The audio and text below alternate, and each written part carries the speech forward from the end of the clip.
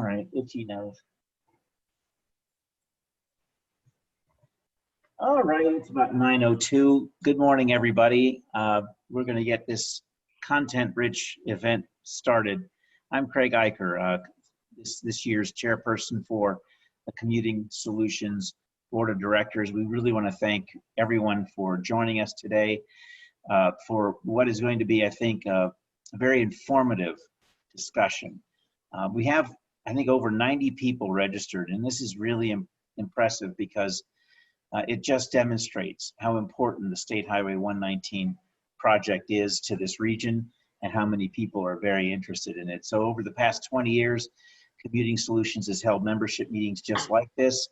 This is the second one we've had this year. Of course, we're unfortunately not in the same room together, but I'm excited that we're going to have a lot of very informative people talking with us today.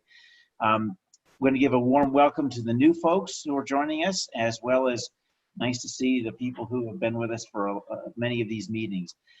Just as a reminder, Commuting Solutions is one of the transportation management organizations, TMOs, in the state of Colorado. We're a nonprofit. Mission is to connect people and places and to do it as a coalition. We have built very strong relationship among all of the businesses, local governments, chambers of commerce, and nonprofits in the Northwest Metro Denver region. And we're advocating all together for multimodal transportation investments in this area and have been doing so for 20 years.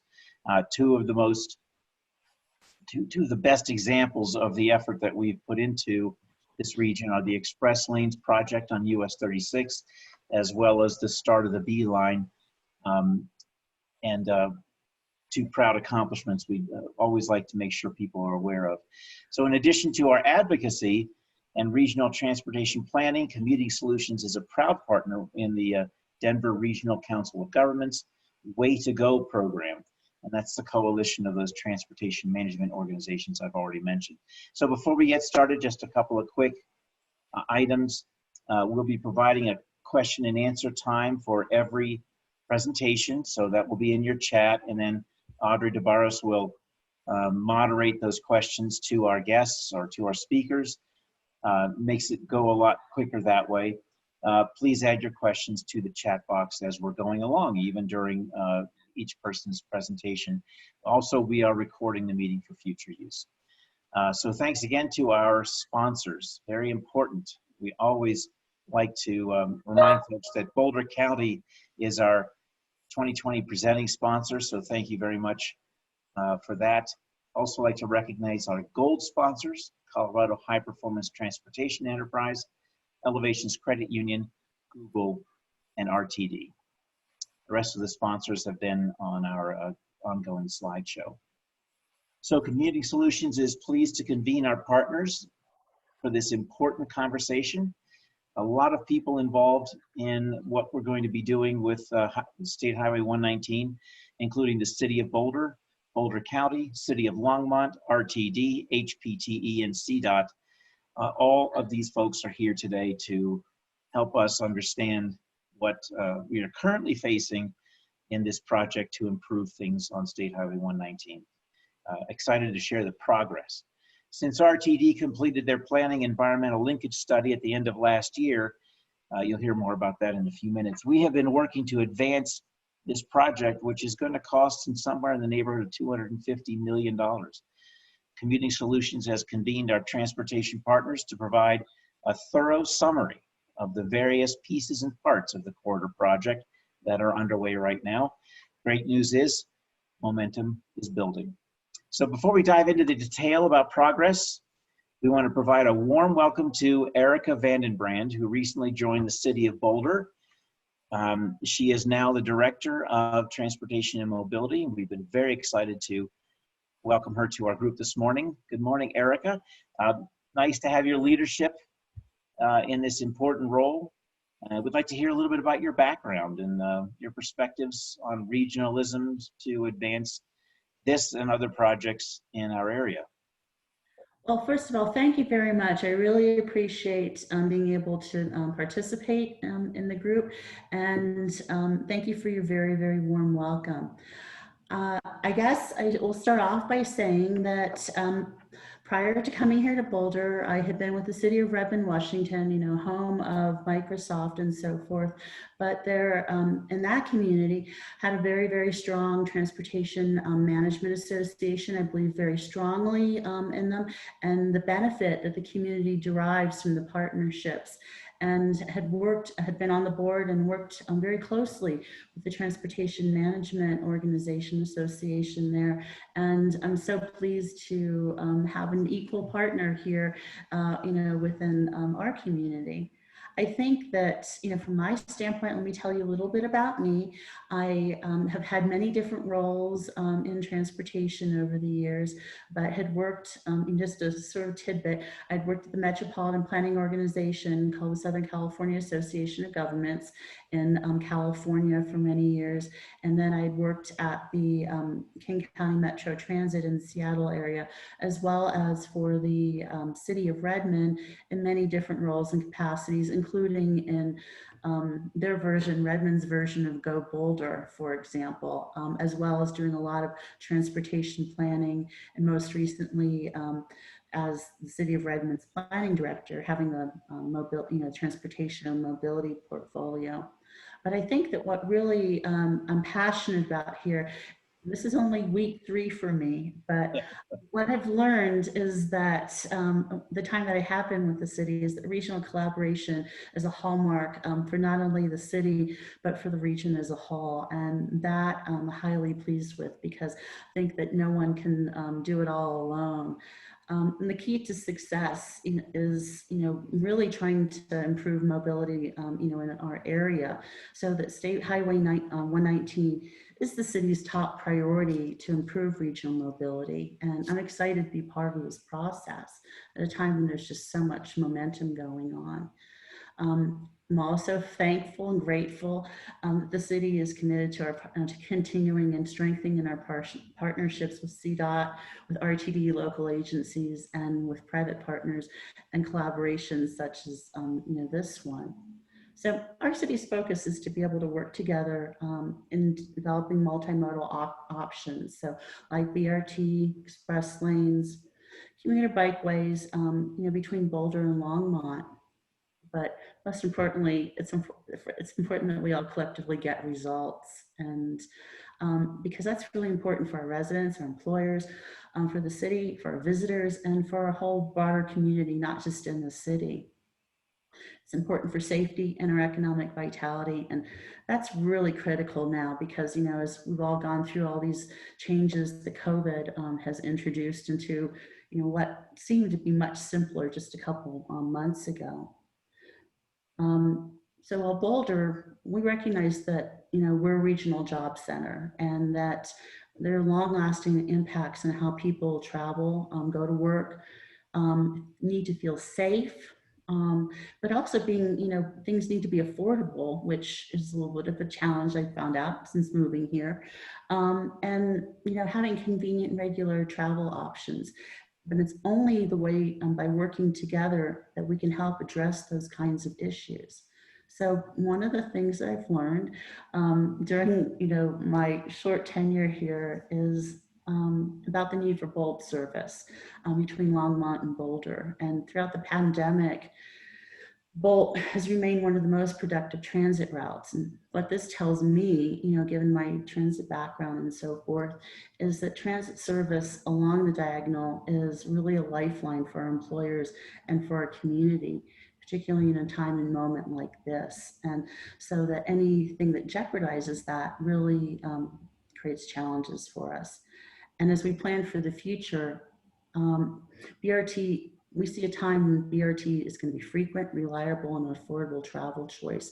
And it's really a core, to access the community. I think the other thematic that I'd like to bring forward is one of sustainability and the kinds of things that we do collectively and together to have a sustainable transportation service is really critical and key, and that these regional partnerships are core to having that occur. So I'm pleased that Boulder's vision is not just simply a 20-year one or a 5-year one or anything in shorter term. It's a much longer vision to be able to connect our communities and to have to get things done sooner rather than later, to be sustainable from not only a transportation standpoint, but also from greenhouse gas emissions, improving air quality, and in the face of our global challenges. And so with that, what I would say is the city of Boulder and I myself personally and professionally are committed to this charge and this change, and that we're committed to working together in a regional way. And I'm really looking forward to working together with each and every one of you to be able to achieve the great future that we all desire. So thank you very much for giving me the opportunity to at least express some thoughts about regionalism. We're glad to hear them. This is very positive, very optimistic.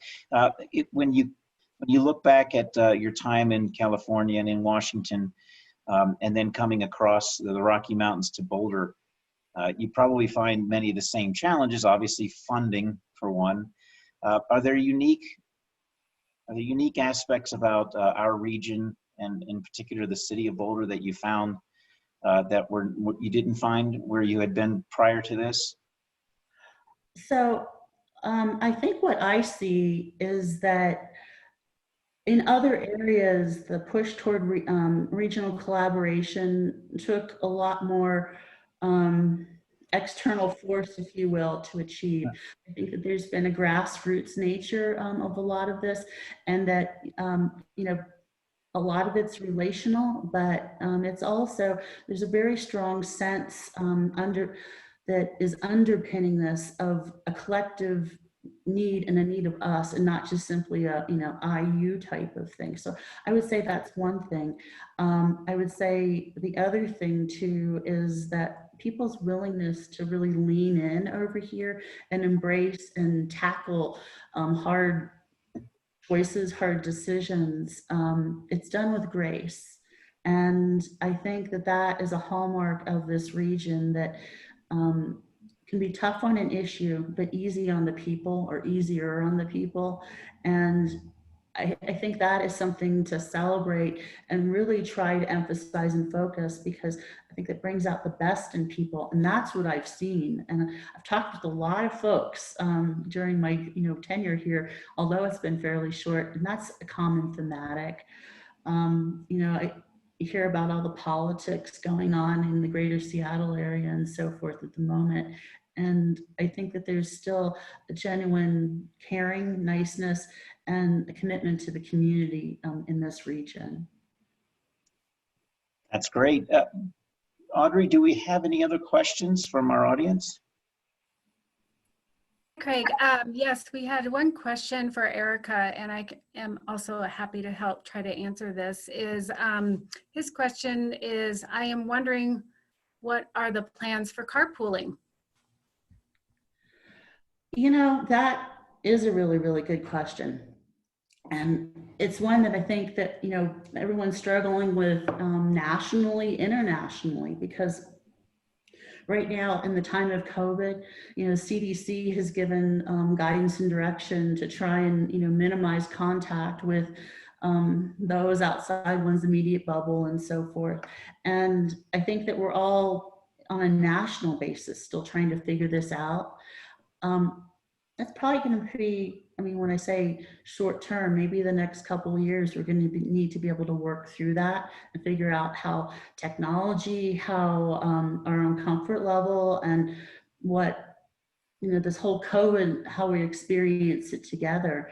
But, I think that with so much work at home happening right now, I've kind of put it on my mental back burner at the moment, in the short term, in the here and now. But in the longer term, I think that we're going to be coming up with new ways of connecting with each other, being able to carpool, etc.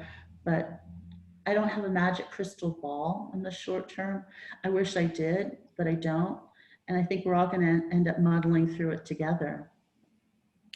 Yes, Erica, and I think just to piggyback on that, I would just appreciate mentioning that there is an existing rideshare database for the Denver metro region through Way to Go. And the database is called My Way to Go. And that's a great way to find people if in fact you are looking for a carpool partner, recognizing that during this season of COVID that is not the mode of choice, but for those folks who may not have an option, I wanted folks to know about that regional resource. Thank you. I think that's it, Craig. Oh, yeah, I had one more question for Erica. What do you think about the sunshine? I got to tell you, it's been an absolute joy. I spent over 20 some years in the greater Seattle area, and between November and March, I questioned constantly why I ever left Southern California because of the weather. And so I'm loving it. Great. Well, we're very happy to have you here. And you of course know that we would love to have you at every one of our meetings going forward with Commuting Solutions. It's so important to have your voice and your participation. And thanks very much for the time you gave us this morning. Thank you. Well, have a great day, Erica. And we're now going to move on to talking about RTD and getting a midterm financial plan update. So we're very pleased to have with us our former Commuting Solutions board member and current District O board member for RTD, Lynn Geisinger, and as well as Judy Lubau, District I board member, to provide an update on all that's happening with RTD. Most recently, we have been working with Lynn and Judy and the Northwest Mayors and Commissioners Coalition, along with our state legislators and the Northwest Chamber Alliance and other stakeholders. Boy, we have a big coalition to advance a $30 million designation to State Highway 119 to make sure that it remains in the midterm financial plan for the year 2023 and to protect the FasTracks funding that is included in the FasTracks internal savings or the FISA account. So not small things to talk about this morning. Please welcome Director Geisinger and Director Lubau. Thank you very much, Craig. I'm going to kick this off and go through a few slides. Judy's going to join me later. I'm the downside of Zoom meetings, as Craig pointed out, is that we're not together. But the upside is that I can come to you from Durango, Colorado, and extend my vacation by a day or two. So hopefully my internet will hang in there. I think it will. Erica, welcome to Colorado. I work a lot with your very good staff, and I'm looking forward to working with you. So some of you will recognize this. It looks like I've looked at the participants. At least a few of you were in the meeting on September 9th, and this is basically the same slideshow. I'm going to go through it kind of quickly so we can talk specifically more about the FISA and Highway 119, but I think it does set sort of the background of where RTD is at this point. If you could change the slide, please. We've had a very busy couple of months. You know, the COVID effect has changed everything, as Erica said, in carpooling and being together, but also, of course, in public transit. And we've been working on the midterm financial plan and the 2021 budget, launching the accountability committee, hiring a new CEO, not the least of our issues. In fact, it's huge. And a number of these things have raised FISA and 119 issues. Next slide, please. So just briefly about the pandemic, you know, we got to mid-March, everybody was told to stay at home, and ridership dropped 70% overnight. It's still down about 60%. We used to have a pattern where you'd have a commuting rush hour in the morning and then the dip and rush hour at night. That is completely flattened. Commuters just aren't riding. They're starting a little bit, but basically they aren't riding at this point. So we've been carrying essential workers, people who rely on transit. Pre-COVID, RTD had about 350,000 boardings a day. Today we're at about 140,000 boardings. So we're still carrying, you know, it's way less, but people who need the service, it's important to keep it going. In April, RTD cut service about 40%. Next slide. So RTD is funded, as many of you know, through sales and use taxes largely through sales and use taxes and to a smaller extent through fares. And sales and use taxes fell dramatically through spring. There's been some recovery this summer, and actually a surprising recovery, I think. We just got the new projections from the Leeds school, and I haven't seen those yet. They just got it in the office. So I'm hopeful, and I believe that those are going to come in quite a bit better than what we had originally projected, as I think many of you local government people have been seeing as well. RTD received $232 million in CARES Act funding, which of course was huge. It backfilled the 2020 shortfalls, but there's some carryover into 2021, but we are planning right now for a potential deficit of about 166 million. There was, it hit the papers a week or so ago that it might be as much as 215. I really, because the fare revenues were coming in lower than what we had projected, I really believe that the sales and use tax is coming in enough higher that won't be the case, that we'll be hopefully doing better than the 166 million. Next slide, please, Kristen. And this is, we'll just do this briefly, but the 166 million is about a third of the direct operating expenses, not including admin and capital programs. So it's a huge chunk of money. And what that led to is several things. The RTD board put together and passed a set of COVID principles. And I think one of the most significant of those principles was, we don't want the cuts to come from service alone, that this should be a broad, rounded group of cuts looking at the agency overall. We know that service is, it needs to be way down. It is way down, but we're trying to protect that. So our interim general manager, Paul Ballard, set up an internal fiscal response task force. It was led by Bruce Abel, who many of you know. He's been with the agency. He had retired, but he's back. But we've been with the agency for many years. And that task force has come up with a number of recommendations that the board has been tweaking some, but by and large are moving forward. Next slide, please. The recommendations from the task force, you start with reducing overhead costs and looking at layoffs, staffing adjustments in both operations and admin. They're yet to be finalized, but I'm sure many of you have seen that at this point, we're expecting to lay off 550 people, which is a huge hit in an agency of just under 3,000 employees. I think about 109, some of those are budgeted but unfilled positions. Actually, in addition to those, there's budgeted and unfilled positions, the 550 are layoffs. And about 109 are admin, and about 400 of those, a little over, are represented employees in the union, operators, mechanics, cleaning people, all of those things. We'll be utilizing some reserves, but leaving at least 1 month.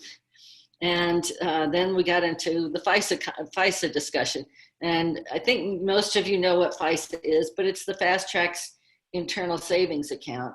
It was set up by the board in 2012 as a way to take money and put it aside for unfinished corridors in FasTracks, one of which, of course, is Northwest Rail, the most famous and the one that matters most to us is Northwest Rail.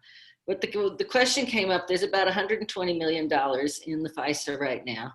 And annually, RTD puts in another 17, 18, 19 million dollars. So with this shortfall, the question came up, should we use FISA to help fund the current problem? And of course, I and others said, no, that's not what that is for. But with the two income streams, the board decided, took the recommendation from staff, that future FISA contributions would be available, that we would stop funding right now with those contributions and use that money for other things, but would not utilize the existing FISA balance. And I'll come back to this a little more in just a minute. The plan is to keep the current service levels at 40% roughly, but to make some changes to add service in some of the really busy corridors, which are Colfax, both directions, Broadway, Federal, some of those areas. And as you know, many of you know, that meant some changes and cuts for the Boulder area, Boulder County area. Next slide, please. We've been dealing with two big decisions in the last few weeks. One is the midterm financial plan, and then the service changes and how they affect our different areas. The board's push has been slow down the long-term decisions. We had already paused the Reimagine RTD process. And so when these came to us, one of the things that we've pushed is to say, these service changes should not be the new normal. Normally we go through a January run board, and that would be the new future. That would be, it's a permanent change until they change it again. And the board has been pushing to say, no, this is a pandemic plan. This should not be where we start once we start moving out of the pandemic. Next slide, please.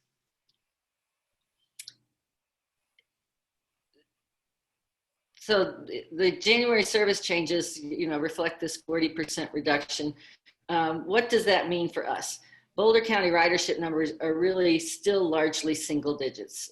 There's not a lot of ridership. So much of our ridership is getting people to work on the Flatiron Flyer, people to the airport, and students moved around within the city, and others, but CU and BVSD are a big part of it.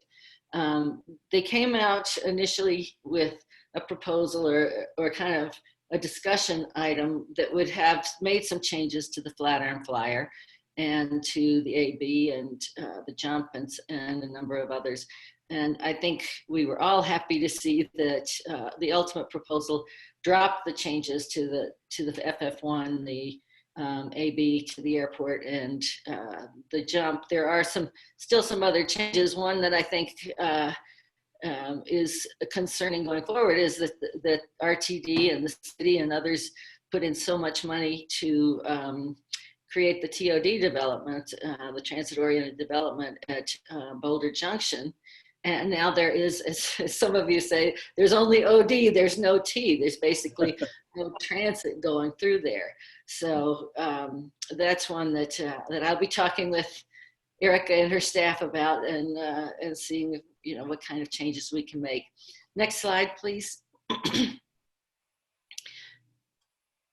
So as I was saying, the original board decision was, yes, take the contributions, do not use the existing FISA balance. And the board was then asked at one point to move the Highway 119 funding to 2027. It got very soundly rejected. We were able to show to people all the investments that are being made by CDOT and the county and the cities and Dr. Cog funding and all the different things that are at work here, and that those would all be at risk if RTD did not move forward. So it is moving forward. The Highway 119 funding, the 30 million that Craig mentioned, is protected in 23. There was some discussion at the board and some support for the idea of using FISA money to pay that 30 million, but they're not moving forward with that. I think that that idea is dead for now too. So as I was saying, the board has been saying, let's go with short-term plans on a number of areas. And one of these is that we said it just doesn't make sense to do a 6-year midterm financial plan. We don't really have any idea what that world is going to look like while we're still in the midst of COVID. So the board has asked the CFO, Heather McKillop, to come back with a 2-year financial plan, and including the 2021 budget, And also, we wanted to wait until we'd gotten the lead school projections because we were working with old numbers. So our expectation is we will see, I thought it was October 13th, but I heard last night, I think we'll see the budget on October 20th. And it probably come to us a couple of times before it's passed or changed in whatever ways and passed in November. Next slide, please. And I guess the last thing I'll talk about that is a huge piece is that last night we approved the contract for Deborah Johnson, who will be the first woman to lead RTD, certainly the first woman of color to lead RTD in its 50-year history. She's a very accomplished transit executive. She's been, I don't know if you've crossed paths with her, Erica. Something's happening here. But she has been at the Washington Metropolitan Area Transit Authority, WMATA, the San Francisco Municipal Transit Agency, the Los Angeles County Metropolitan Transit Authority, and now she's at Long Beach. And she's been an interim CEO. She's been COO in several positions. We're really very excited about her. She comes in, I think she gets the issues that RTD has around its recent history, and maybe longer than recent, of not communicating well with our stakeholders, with many of you, with our local governments, our state legislators. She really talked a lot about integrity, and I think that in this process, one thing that our executive search person heard is something that I've heard from many of you, RTD has become the agency of no. And that really needs to change. And I think the board is working hard to change it. And I think that that the staff is moving that direction. And I think that Deborah will be a great addition towards that. Next slide. That's all I have. Judy has some comments, and then we'll happy to take some questions. I do want to say just one more thing first, though, that in the process of dealing with the FISA, we got a lot of letters and support from the local governments up here, from Commuting Solutions and the Northwest Mayors and Commissioners Coalition, from the Northwest Chamber, the Boulder Chamber, and notably that I think some of our local mayors were helpful in getting a consensus letter from all 38 mayors in the Metro Mayors Caucus saying, don't touch FISA. FISA is there for a purpose. This is not for RTD's operations. There's a split on the board on that. I think there is support still for FISA, but there are people in other areas who don't think that Northwest Rail is an important cause. And so your support and the support of others that you're able to bring in, I think has been really helpful and really crucial in this process. Judy, you have some things to add? Yes, I do. I wanted to thank you for the really terrific presentation. By the way, can you hear me? Can everybody hear me? Good. Yes, we can hear you, Judy. Good, thank you. Lynn gave a great presentation, and she's a wonderful director, so I'm so glad she's joined us. I just wanted to summarize a little bit that the board really wanted to keep service as much as possible, and the staff really did come through with that. Of course, it has been reduced during COVID, but it's not really being much reduced since then. There was a temporary cut. Please remember that FISA is being preserved in terms of its body, what we call the corpus, but the future contributions to it are temporarily being cut. They are expected to come back as the economy comes back. Also, we did agree on a 2-year midterm plan, and we've even pushed back doing the budget as long as we can for next year, as we're waiting for the most up-to-date information, because everything is very fluid, as we all know here. And one thing that wasn't touched on is that there is some movement federally on the Northwest Rail, in that we have learned that Amtrak is looking for federal funding for short-haul routes, and they've actually told the public gathering that the Front Range is a front runner for a short-haul route as far as they're concerned. So this is speculative based on whether we get additional federal funding, but that would certainly help us. And that basically is it for me, except one kind of looking at what extraordinary time we're living in. And this is not only a time of great duress, but also of great opportunity, at least at RTD. We're getting a new director who is open for change. That's what it seems like. And in fact, that's why many of us wanted to hire her. So what I really have a suggestion for all of us. It's something that I'm going to do, and I would suggest that all of us here who care about transportation will do, is think about what has worked and what has not worked in the past, and come up with very practical ideas to talk to this new director and to talk to RTD about how to make things better. If we've got suggestions, practical suggestions for, let's use as an example, a different partnership model, perhaps RTD focusing on the regional more and the locals focusing on local, and that's just an idea. I know Joan Peck of Longmont has suggested that, and it's certainly one idea. What would that look like? Come up with details, because I think we have a window of opportunity for change here that some of us have been looking for, at least in my case, for 8 years. And I think it's an extraordinary time, and please take it, carpe diem, seize the day, come up with very good ideas, and let's move forward. Okay, that's it for me. That's fantastic, Judy. Well, there's a lot to say about after what you both presented. First of all, thank you for approving Deborah Johnson's contract. It's very exciting. We can't wait to have Mrs. Johnson visit us here at Commuting Solutions, hopefully at our next general meeting. We also want to thank you sincerely for maintaining that funding for 119 in the 2023 midterm financial plan. Very, very important that you did that.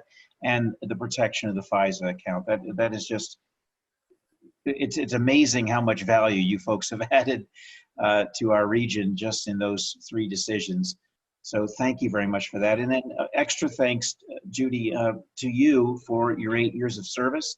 I know most people here know that you're coming to the end of your term on the board, and we certainly hope that it was a great experience for you. But we want to tell you how much we appreciate the work that you did to advocate on our behalf. Thank you so much. I appreciate it. It's been a hell of an experience, let me tell you. And I've learned a lot of patience. You need a lot of patience. Well, we do have a lot of questions. I'm wondering if Audrey can let us know what people are thinking out there. Sure, let's try to run through a few questions here if we can quickly. Does Boulder area ridership numbers in the single digits mean less than 10 riders per day on each route? Director Geisinger and Lubau, could you answer that, please? Sure, I'll start. Judy, jump in if you'd like. And I'll also start by saying it's been a pleasure working with Judy. She's smart. She is warm-hearted, she's thoughtful, and she's been a real leader, I think, and I will miss her personally, and you know, as a board member and friend, and so thank you, Judy, for all of that. To answer the question, you know, I think that a number of the routes, many of them are on single digits. On really all of their buses. That is not true. I should have said that a little differently. I would say on the FF1 and some of the others, I'm not exactly sure the numbers on the skip right now, and I think back up somewhat. I was on the FF1 last week. It was 13 people one direction and 16 the other. So it's picking back up. It's still below the 20 number. I think our safe distancing numbers are 15 on a regular bus and 20 on the larger one. So the Flatiron Flyer is still below that. So they're coming back up. One of the concerns that I've raised is if this is a January change in service, we still, CU may be back full on, BVSD may be back. There are a lot of changes that could happen in our area. They are keeping a larger than normal extra board, meaning they can call out additional buses. They'll have enough drivers and buses to do that. So that's kind of where we are. Thank you. I'd like to add something. I don't know the exact numbers, but I remember looking over the documents showing the numbers, and the bulk does very well. And also the free ride Longmont is doing very well because it's free. So it's something to think about. That was the next question asked, which routes are most popular in and around Boulder currently? So I think you covered that, unless there's other routes than the Flatiron Flyer and those just mentioned by Judy that you wanted to point out. I'm not sure which other ones, yeah. Okay. All right. The next comment and question is, thanks for working to protect the FISA account. What is the status of Northwest Rail 30% engineering design study that BN requested in February? This is a positive, tangible, and doable step forward. That's up to you, Judy. Yeah, I'd like to try it.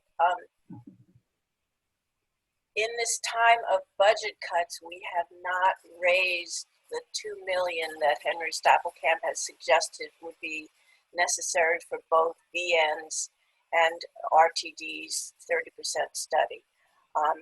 Doesn't mean we're not going to do it, but I personally think it might be useful to wait because of this issue of getting federal funding.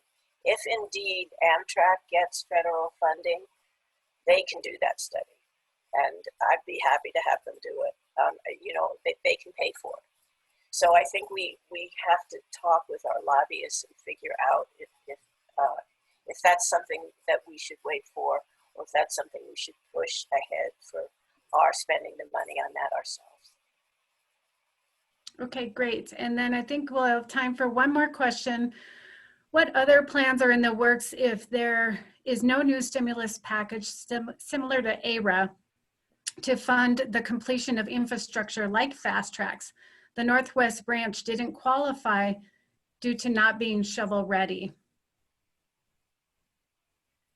Well, we have to remember that the State of Colorado Front Range Passenger Rail Commission is very active, and one of the things that they're envisioning is the idea of a special district for the Front Range Rail, and that could include the Northwest Rail. They're still investigating that. And if that would be the case, then we would ask the public for money. I mean, clearly we need additional funding than what is coming in from FasTracks. And I would just add that the closest to shovel-ready project that RTD has right now, and really the only big capital project that has funding planned, is 119. So if we get federal infrastructure stimulus kind of funding, I think that would be the one that would move forward. I think Chris Quinn is on the phone. He knows those details better. If I'll get to that later, but I think 119 is well positioned. The previous question too, talking about design funding for Northwest Rail, reminded me that I know that one issue about 119 is whether we could move forward $5 million for design funding towards 119. At this point, it's just a very tough budget. We're looking at that kind of deficit. I would like to think that we might be able to do that, but it hasn't been something that Judy or I felt like we could push in the situation we're in right now. We can talk about it more. Thank you. Those are all the questions, Craig. Thank you. Yep, great. Thanks, Audrey. And Judy and Lynn, once again, a sincere thank you for always coming to our meetings and exposing yourself to any question that might arise, knowing that your jobs are full of challenges. But we thank you very much again for representing our region so well. And Judy, we'll look forward to working with your successor. And hope you folks, and Lynn, hope you have a great fall time in Durango. Hope the leaves are good.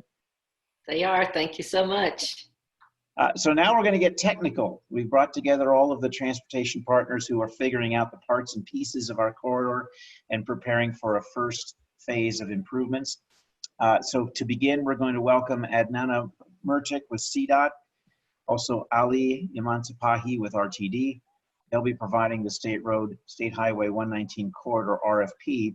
They'll be followed by Piper Darlington with the Colorado High Performance Transportation Enterprise, who will summarize the traffic analysis and manage lanes, traffic, and revenue study.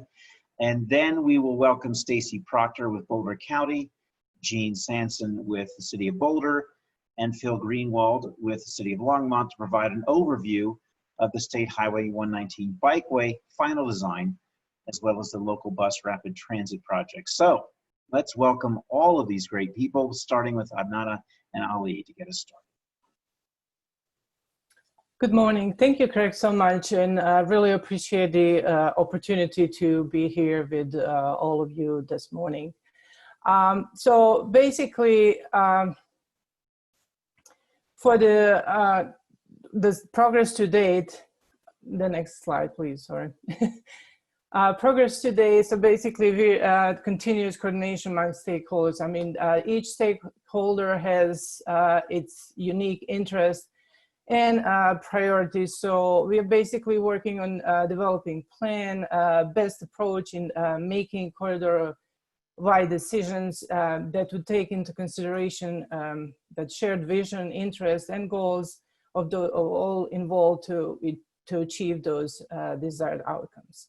So for CDOT itself, what we're working right now, I mean, basically working through final steps to reach its goal on this corridor. We do have right now traffic alternative analysis that Piper's going to be talking about a little bit more into detail, but basically that one would lead us to traffic revenue study as well, and also provide us with the preferred alternative that would help us start working on that preliminary and final design for the corridor.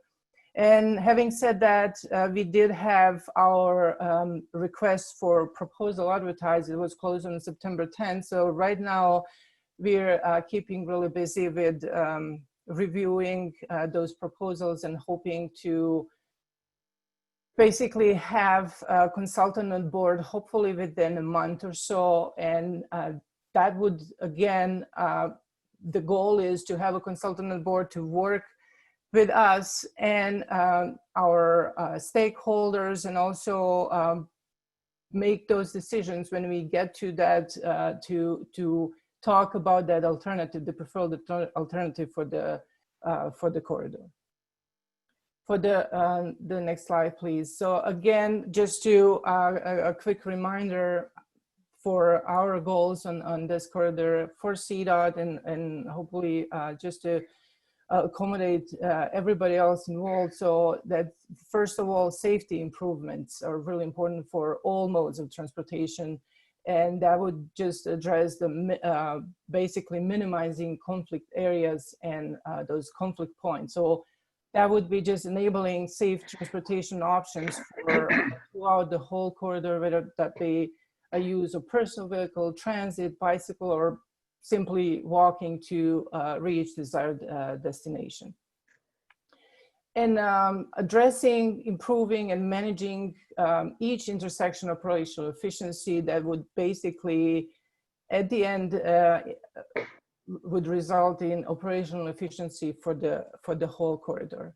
Also, really important, maximize person throughput, minimize transit travel time, and maximize ridership. Again, going back to a really important component here, that continuation is working with stakeholders, because as we will hear soon, that there's several projects going on at the same time here. So keeping in mind that that project coordination is really important in order to give us that desirable outcome by avoiding basically project overlaps or doing any unnecessary work, and also really important in the coordination of timelines and schedule, and making sure that any budget that is available that would be used in the most effective manner.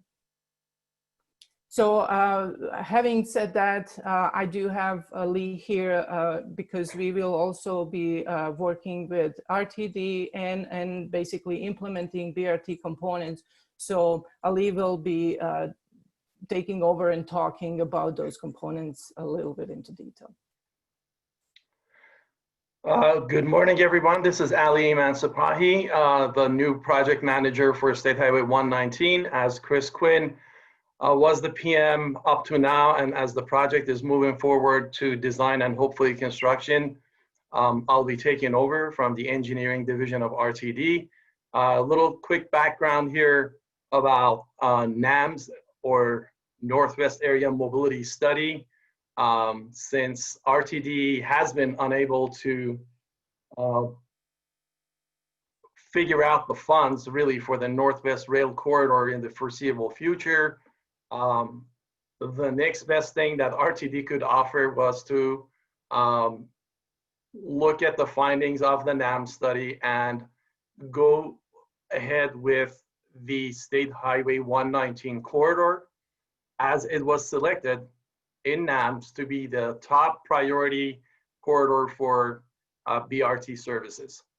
The last 2 years or so, basically with Parsons Consulting Group, we went through what is now called the Planning and Environmental Linkage for State Highway 119, otherwise known as PEL. This was a joint effort with CDOT and all the local stakeholders. A lot of you are on this call, and of course, most of you are pretty familiar with what happened with it. We went from what NAMS had recommended to have BRT on bus on shoulder service to a BRT managed lanes combination very similar to US 36. And indeed, it was positioned to move forward into design, and that's where we are now. As Donna denoted earlier, we are going through consultant selection now for the final design process. Next slide, please. As you see,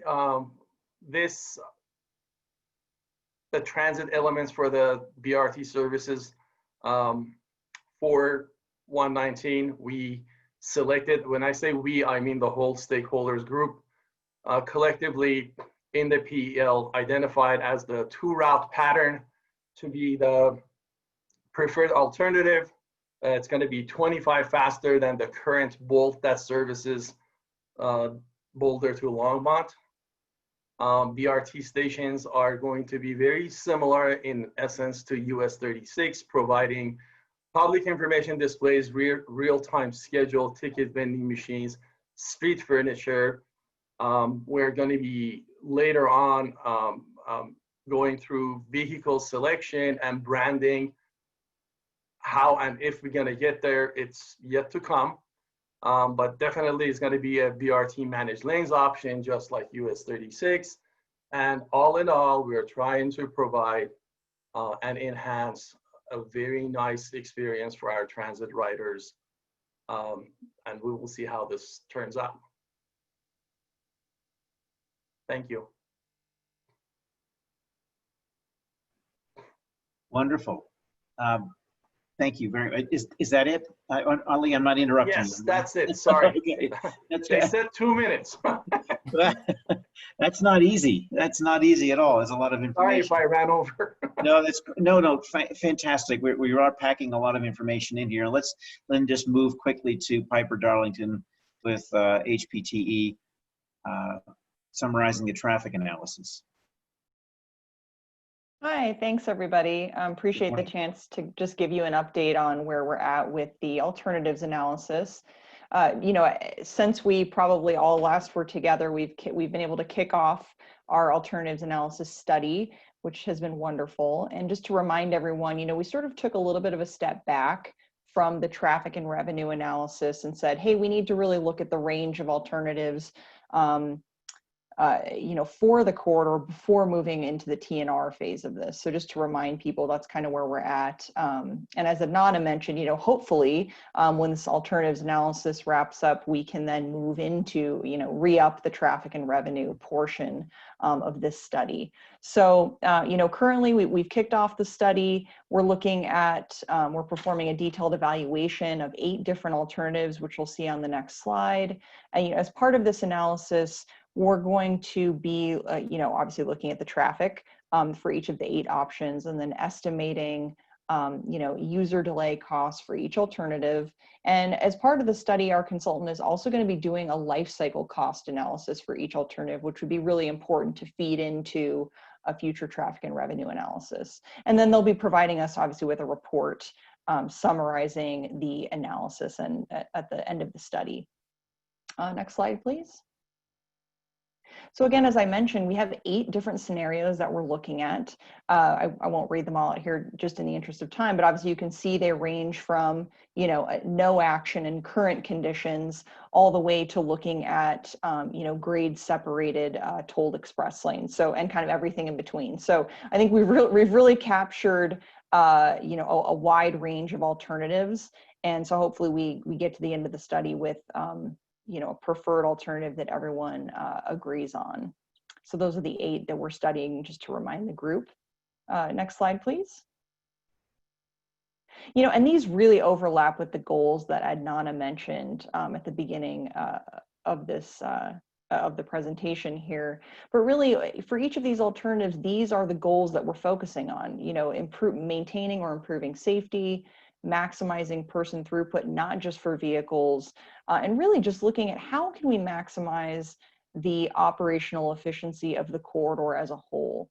And, again, really focusing on, transit and maximizing ridership as part of the lens in which how we're viewing these alternatives as we move forward. So we're kind of just diving into the weeds on the study. And on the next slide, please, I just put up a quick timeline so you can see sort of where we're at. Again, we just kicked off this study in July. So not a lot to report out to the group quite yet in terms of outcomes.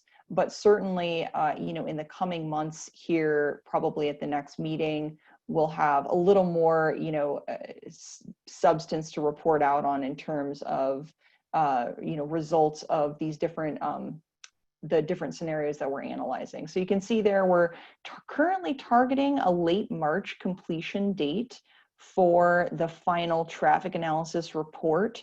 So, certainly again, in the spring, we'll have a little more to report out onto this group. But so far, we're coordinating very closely, obviously, with Region 4, Adnana and Ali, and what they're doing. They've been participating in all the calls on this analysis with our consultant, and we're coordinating internally across CDOT and really through our PMT. So we'll certainly keep this group updated as we have more to report out on, but happy to answer any questions at this point, but not a ton to report out yet, but this is kicking off, so we're very excited about that.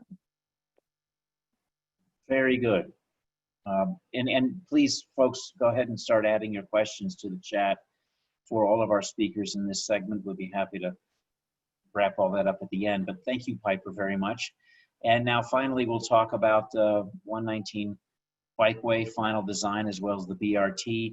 And of course, we have from Boulder County, Stacy Proctor, from the City of Boulder, Gene Sanson, and from the City of Longmont, Phil Greenwald. Hi, thank you. Thanks for having us. I'm excited to talk to you all today about the 119 Bikeway final design. I can go to the next slide. So the bikeway that we're designing is a 7.6 mile bike ped connection between Boulder and Longmont. It'll be physically separated from the roadway and be a hard surface path that can be used year round. And we'll be, again, closely coordinating with Adnana and her team and Ali on the roadway design as well, so that everything will coordinate and be will work well together. We're hoping, or we're planning for the design to be almost entirely, if not entirely, within the CDOT right-of-way, to help with just the permitting and making sure we can get the design and get to construction as soon as possible. We're planning to kind of build on the work that's previously been done with the PEL that has been discussed, and then also there was about a 10% conceptual design that was completed, and so we're building on and confirming that previous work and getting up to 100% design. Funding for construction has not yet been identified, but as we've kind of been talking about, we're building the momentum and hoping that by the time we are done with our design, we'll have that funding. This map shows currently we have funding to do design from Boulder to Airport Road, but we're also seeking additional funding to get that last bit from Airport into to Hover and Longmont. So that kind of shows the two phases as we're calling them. Okay, next slide. So the goals of the bikeway, we want it to be compatible with the Boulder County Transportation Master Plan, which was just completed. We want to have a direct, low stress, safe bicycling route. This is one of the highest crash areas for bicycle users, and many bicycle users have said that they don't feel comfortable even using 119 to bicycle. So we really want to make something that's accessible to all ages and abilities, and will help us meet our Vision Zero goals of improving safety. We also want to use national and international best design practices. And one of those things we want to really be thinking about is potential future technologies, in particular, the increased use of electric bicycles and what that means for how people feel on a multi-use path, and what that looks like for varying speeds along the corridor. Okay, next slide. It's kind of been said, but I just want to repeat it, that this is definitely a collaborative effort, and we'll be working with all of the partners to make sure that the bikeway is designed in a way that meets all of the goals and is compatible with all of the other projects. So working with CDOT, RTD, the City of Longmont, City of Boulder, Community Solutions, and others. One thing we've been talking about is really making sure we collaborate and coordinate our public engagement as much as possible.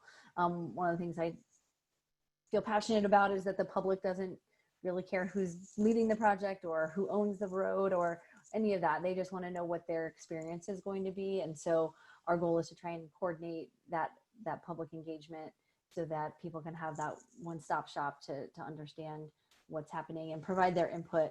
And we can take that input and say, okay, well, this should go to CDOT, or this should go to RTD, or this stays with Boulder County. So that's our goal, and we're working closely with everyone on that. And again, we'll be integrating the design as much as possible. Next slide. This is our tentative schedule. We are currently have a solicitation for qualifications out, and we'll be selecting a consultant hopefully by the end of the year, and get under contract early next year and kick off the project in February. And then we're anticipating that the project will be complete by third quarter of 2022. I think that's the end of my slides. That's very exciting. That is very exciting for those of us who ride bicycles. Thanks. Great. Jean, are you next? Thank you, Stacey. And I'm here. Hi there, Jean Sanson. Good to see you. Hi. Thank you, everyone, for having us today. My name is Jean Sanson. I'm a senior transportation planner for the City of Boulder. And there we go.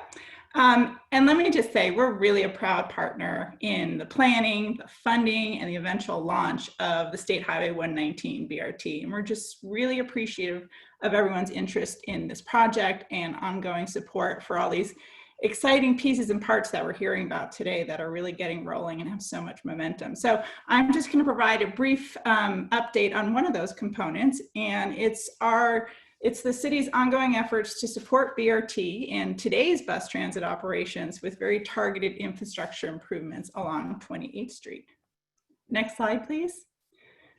So I think, as most of you know today, regional bus service is really focused on 28th Street. For example, we talked about earlier, RTD's Bolt service between Longmont and Boulder. What we haven't mentioned is the Flex that also uses 28th Street that connects Fort Collins to Boulder, and Flatiron Flyer trips between Denver and Boulder Junction, currently suspended due to pandemic cuts, but we do envision that will come back in the very near future. And so 28th Street is really a primary and direct corridor to our regional markets and to our local transit network, as you can see from those regional roads. And then moving forward, 28th Street is going to play a critical role in 119 BRT. As you can see in this map that we've highlighted in the lower left-hand corner, 119 is planned to travel in and out of Boulder on 28th Street via that blue line, with stations planned along 28th and Canyon, 28th and Pearl, 28th and Belmont, and 28th and Iris. So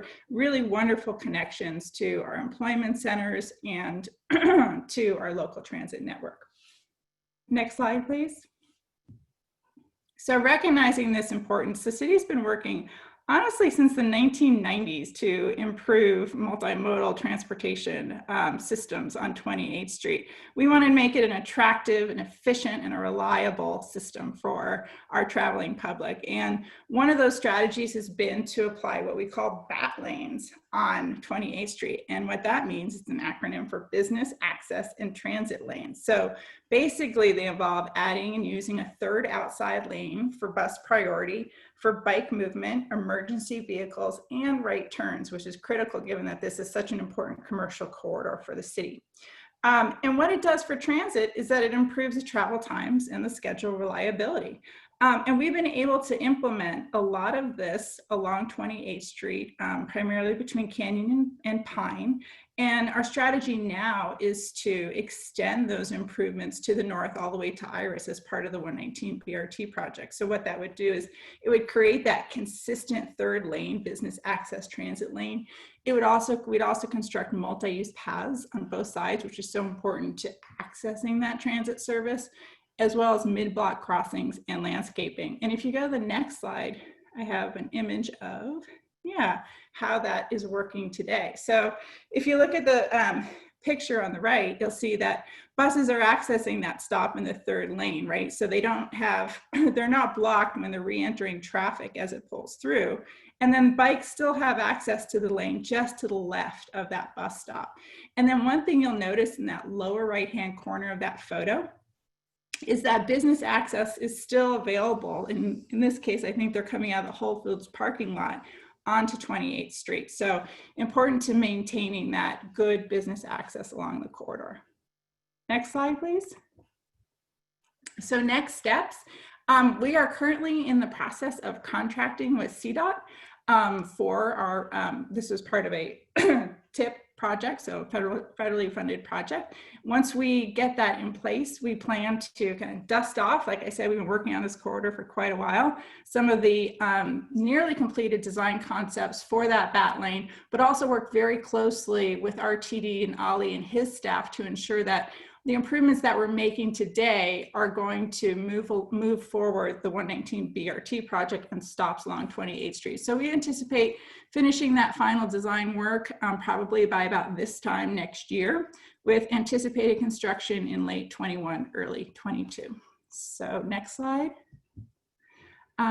So that's what we have planned, and happy to answer any questions. Well, Jean, one just came in, and I think it's a good one. There's so much going on in the right-of-way in the city of Boulder there, with those layers of, of activity.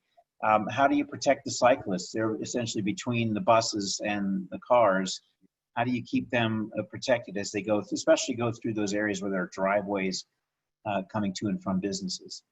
Right, that's a really good question. So if you go out on 28th Street today, you'll see we use a lot of different techniques, including signage to alert drivers that there are those crossings. as well as oftentimes along driveways, we'll have raised and marked crossings for those bikes. When they're on street, we provide a bike lane with adequate width to protect the bicyclists from the buses on one side and the traffic on the other. And then for those people who feel more comfortable being off street, that multi-use path, as I mentioned, with those marked crossings across driveway curb cuts provides an added level of protection for cyclists. Very good. Well, thank you. Let's move quickly then to the City of Longmont. Phil Greenwald, also a member of the Community Solutions Board. Good morning, Phil. Good morning, Greg. Thank you very much for inviting all of us to speak, and thank you for the time. I appreciate it. Good morning, everyone. It's usually about 7 or 8 of us talking about this subject, so it's great to see over 70 at one point during this meeting chatting about the 119 diagonal piece of corridor here, so that was great. I would just like to say on behalf of Longmont, we too would like to welcome Erica into Boulder County and the region. Quite frankly, it's great to have you on board, and we're very excited to looking forward to working with you. So welcome. Thanks for taking the job.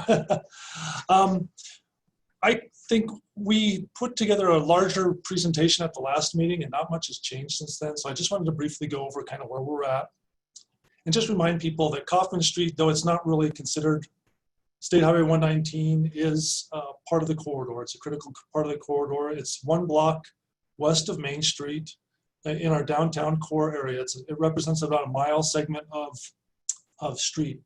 And we're really talking about putting in bus lanes and bike lanes and increasing the pedestrian capacity as well, the width for pedestrians in that corridor. So those are the things that we're looking for in this mile-long corridor. It's actually going to stretch a little longer on both ends because we need to connect 2 different areas as well, but just wanted to kind of give you a quick overview of what's going on there. Again, since our last time that we met, we're working with a consultant right now, and we just received the scope and final costs for that project. So we're working on finalizing the contract, and I apologize, I can't say more about who the consultant is until we have that contract signed and formalized by the city and the consulting firm that we're working with. But we're hoping to have a kickoff meeting here in October coming up and get the project underway. It's going to be about a 16 to 18 month process. So as you can see, we're all kind of tracking in the same realm of time to kind of get things going. What we'd like to do after our 16 to 18 month process is really start construction soon thereafter and get the project up and running in 2023 or 2024. So that's really our project schedule at this point. I'm happy to take any questions on that topic. Thank you very much again. I think you're muted, Craig. I noticed that. Sorry. Thank you. You have to say that once every meeting, right? Gosh darn it. And I'm the one who tries not to do that. But thanks all of you. Audrey, do you have any questions for this group? No, not at this time. And to end on time, I think we should move along, unfortunately. Yeah, thank you so much to the 3 of you. Great information. And so finally, as many of you know, Community Solutions has been convening a survey of the public to find out what their expectations are regarding this corridor. And so we call it the 119 First and Final Mile Study. Audrey, as well as Carly Seif with our consultant, will be here to tell us what we've learned so far. Great, thank you, Craig. Appreciate the opportunity to share with you all some of the awesome input that we have received from the public due to August and July outreach efforts that we conducted through 3 town halls that were virtually conducted, an interactive map and a survey. And so to make sure that we have time to run through this important information to share public input, I wanted to introduce the consultant project manager, Carly Seif, to take it away. Thank you. Thanks, Audrey. So we've got lots of information to share, building off of what everyone else has talked about the corridor. So it's exciting to see it all coming together. So we can go to the next slide and take a look at hopefully the next 10, 12 minutes, what we'll be discussing. Quick review of project background. I know most of you are familiar. And then results from public outreach, as Audrey spoke about, lots of really great input from the community. And then what we've come up with so far. So draft recommendations for our toolkit of recommendations for wayfinding, bicycle and pedestrian connectivity, shared parking, microtransit, and then transportation demand management. Then we'll talk about next steps, what the next 6 months look like for this project. Next slide. So a quick project background recap. On the next slide, I know most of you are familiar, but just to make sure we're all on the same page, what is the first and final mile gap? What is the study looking at? And that's that distance between the bus stop and your house, between the BRT station and your place of employment. So that can be, those barriers to getting to transit can be a disconnected street grid, lack of facilities, lack of transportation options. Regardless of what the barriers are, we know that the easier it is to get to transit, the more likely people are to use transit. So with all of this great investment in BRT and in the corridor, we want to make sure that we are making that final gap seamless. And this isn't just access to BRT, but access to the bikeway as well.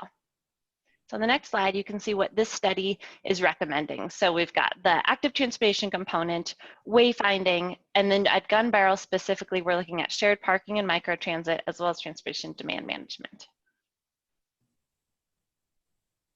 So what did we hear from the public? So first we had we've had two stakeholder meetings. We had a kickoff meeting and we presented draft recommendations a few weeks ago. We've got a great team of local jurisdictions, businesses, the chamber, lots of great minds, all who are thinking about this in their day-to-day. So it was really great to bring everyone together and just brainstorm and see what are the measures of success of this study. What do we want to make sure that in the spring we have left nothing on the table, and that we are making recommendations and prioritizing them according to what the community and previous plans have identified. So we heard some great things like safety is really important. Let's explore public-private partnerships.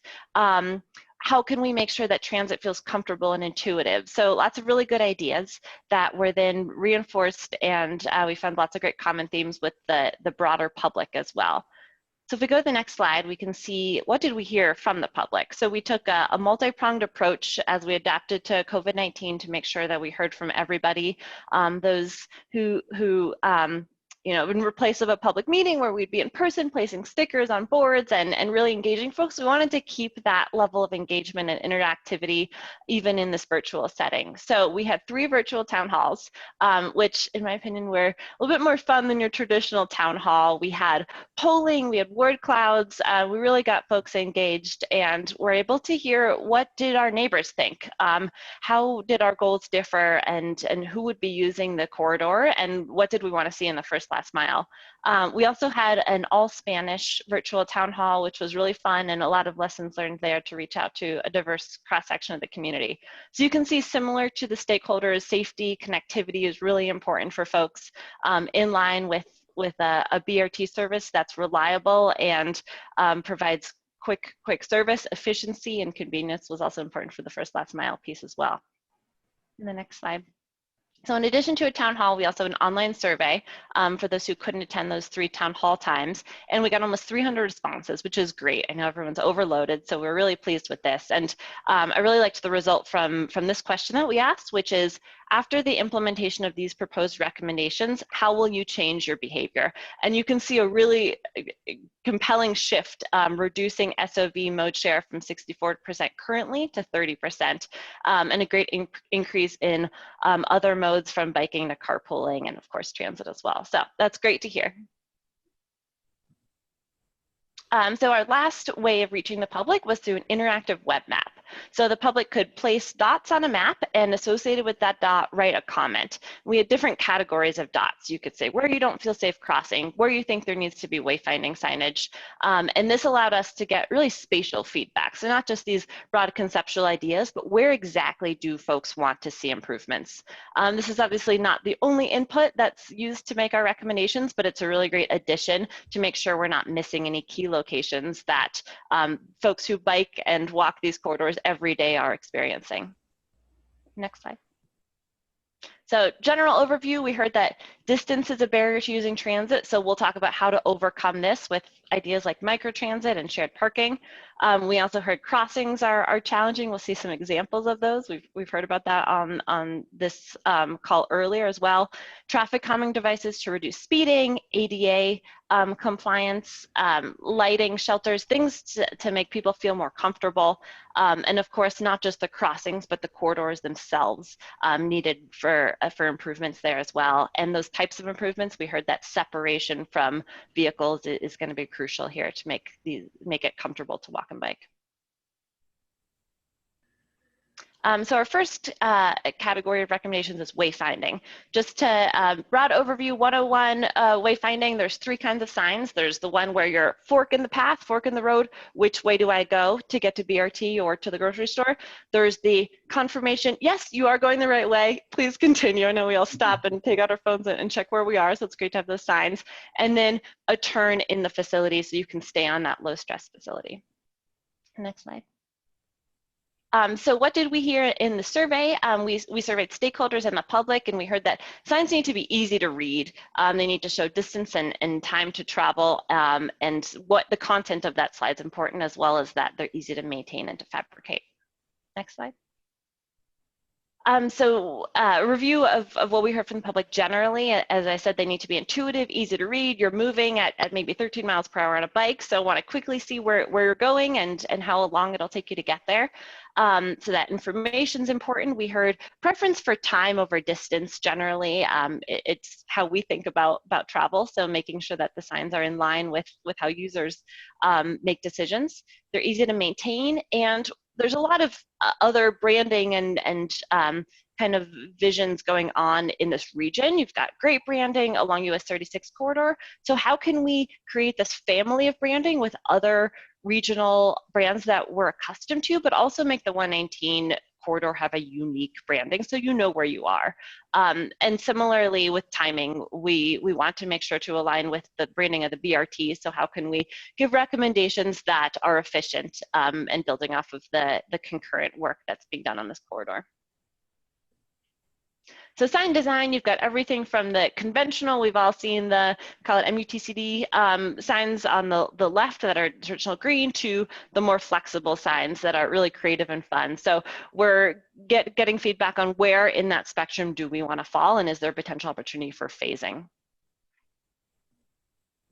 So the next category of recommendations is bike ped infrastructure. So first we looked at how comfortable is it to bike and walk, comfort, we call that level of traffic stress. So on the top left image, you can see we actually just walked this yesterday with a group on walking on it. This is not comfortable. This is high stress. We want to examine ways to make this feel more comfortable for folks. And the image on the bottom left is something that's comfortable. You've got a nice bike lane, you've got a separated sidewalk. So for every station area, we've identified what's high stress, what is high speeds, high volumes, lack of bike ped facilities, and that's shown in red. And then what's comfortable, where do you have this experience that just feels good, you want to go with your 8-year-old or kind of a user who has mobility challenges as well. So with that, in the next slide, we looked at, okay, if I'm able to walk 1 mile from the station, that's generally our rule of thumb as to how far someone's willing to walk for transit, how far can you get? And then we will take that the next step further. How far can you get on a comfortable facility? And the goal is to increase that buffer as wide as possible. So we do this by increasing the density of the street grid, by adding bike ped cut-throughs, and really making sure that we can capitalize on this really great facility to have as many employers and residents as possible within a walk and bike buffer of each of the stations. So the things that we look at to increase this level of comfort, get all of those red high stress lines to become green, broaden out that shed for walking, biking, comfortable crossings, the route itself, the segment needs to be comfortable, and then providing accessibility for people with mobility challenges. So we'll quickly walk through each one of these. So in the next slide, we talk about connectivity. One way to do this is through bike ped cut-throughs. So we saw near 63rd and 119 that there was an apartment complex right near where the BRT station is as the crow flies. But to get there, it's this roundabout path, and it just isn't convenient to access. You can see the station, but you just can't get there. So providing ways for people to walk and bike to provide quick and easy, convenient access. We heard that distance is challenging. So overcoming these distances with connections to other transit, as well as bike parking and bike and scooter share. So incorporating that emerging mobility as well. I think we might have lost the PowerPoint.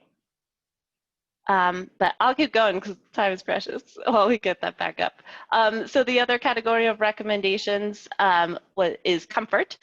So on the next slide, you can see this varies depending on the street type. So in arterials, comfortable crossings. On arterials, you're going to want to have the appropriate signal timing, and as well as tightening the curb radius there. On local streets, we're 2 slides back from this one actually. On local streets, things like bulb outs to calm traffic as well. So the bike and the ped routes themselves. So for pedestrians, you're going to want to have multi-use paths, separate from traffic. You've got fast-moving vehicles coming. You don't want to be right next to them. So you'll want landscaping, shade, pedestrian scale lighting to provide that level of separation, both during the day and at night to really feel comfortable. And then on local roads where maybe you're sharing the road with vehicles, if you're on a bicycle, how can we slow down traffic speed so you feel comfortable sharing the lane? So things that visually narrow a roadway, like bulb outs and chicanes, are really great at doing that, and you can do them with paint in a really low cost way as well. So on the next slide, we see how can we make these facilities accessible for those with mobility challenges. So I want to make sure that the signal timing's correct. Yesterday on the walking audit, there were 12 of us sprinting across 119 because the flashing red came on very quickly and the timing wasn't appropriate for even able-bodied folks to get across. So we want to make sure all the signal timing is correct. We want the sidewalk quality to be in such a way that there's no cracks or grade separation. There's curb ramps. Those curb ramps are facing in the right direction. And then of course, we're in Colorado, so making sure that maintenance and snow removal is a priority. And we have the resources to be able to do so. Shared parking. So what this is we've got 100 spaces proposed at the Gun Barrel Station. This is quite expensive. It actually adds up to be around $1.5 million. So what are opportunities to maybe reduce this cost by sharing parking with neighboring businesses that aren't using their parking all of the time? So there's lots of great examples of this in the RTD service area actually. So one is at 39th and Table Mesa. There's a church that on Sundays the parking lot's full. But Monday through Friday, there's a lot of available spaces to share with users of RTD service. And so how do we find uses that we can complement and come to an agreement? And what that looks like is that there's rent, that the business receives rent for every space that's designated towards a park and ride user. And we work with the business to determine what days of the week, what times of the day are best for that complementary use. So on the next slide, you can see we're focusing on Gun Barrel here. So in Gun Barrel, who are our businesses that are appropriate? And very lucky to have 2 businesses within a very short walking distance of the station that we believe to have additional parking. So Hampton Inn, we spoke to a few weeks ago, and they're really excited to pursue this opportunity. And they have available spaces and within close proximity, and we're focusing on really comfortable and safe pedestrian and bicycle access to cover that quarter mile as well. And so that's a conversation that we're excited to be having, and we're meeting with Spectralogic soon as well to have a similar dialogue about opportunities for shared parking here as well. So on the next slide, our next steps here are to come up with a phased implementation plan of recommendations, as well as facilitate a partnership between City of Boulder and these businesses in the short term. And then the longer term would be coordination between RTD as design and contract is underway with these businesses. Microtransit. So what microtransit is somewhere on the spectrum of you've got your Uber lifts, they come to your door exactly when you want them. Fixed route bus, you've got to walk to the bus stop, it runs on a fixed schedule. Microtransit falls in between. It has a deviated route and a deviated schedule. So at most you're waiting 15 minutes for that microtransit shuttle, and at most you're walking maybe 2 blocks to get the shuttle. And it's a really great opportunity to overcome that distance that we talked about earlier and that we saw was a barrier for folks. And so we're focusing in the Gun Barrel area. You see on the next slide, we've got lots of destinations within this microtransit shed, we'll call it, of the BRT station. And so we're examining the feasibility of this service. Who would use microtransit? How much will it cost? Is this something that we want to take to the next step and pursue potential funding opportunities and an operational model for? So this feasibility study will be a great outcome of this effort and something that can go to the next step to pursue a pilot here. So last set of recommendations is for transportation demand management. So we heard from the public that this is really important, and what this is, we talked a lot about supply. So here's demand, here's how people think about travel, and on the next slide you can see some examples of different ways that we can promote transit, walking, and biking and access to this corridor, the amenities on this corridor. So this is very fast, but on the next step slide, on the next 2 slides, I know we're at 10:30 here. We're doing walking audits now. We had a great one yesterday, we've got one tomorrow, and we'll be coming up with draft recommendations end of the year and completing the plan in the spring. So thank you so much. I know that was a whirlwind. So I'm available for more questions too, but really excited about bringing this all together and lots of good stuff here. So thanks everyone for your participation in this process. Carly, thank you so much for racing through all that information. I mean, it just shows how engaged our region, and in particular how engaged Commuting Solutions is in this process, with the hope of making sure our public, the people who are going to be impacted by these decisions, are actively engaged. So thank you so much for all of that information. Folks, we really appreciate your being with us today. I expect that we'll have another one of these meetings early next year to go over, again, what we're accomplishing and bring you up to date. Also, you'll be getting another email from Commuting Solutions today to ask you to opt into being continually updated on everything. Thank you to our sponsors, especially Boulder County, our presenting sponsor. Have a great day, everybody. Have a good day, everybody. Bye. Thank you. Bye, Aaron. Thank you.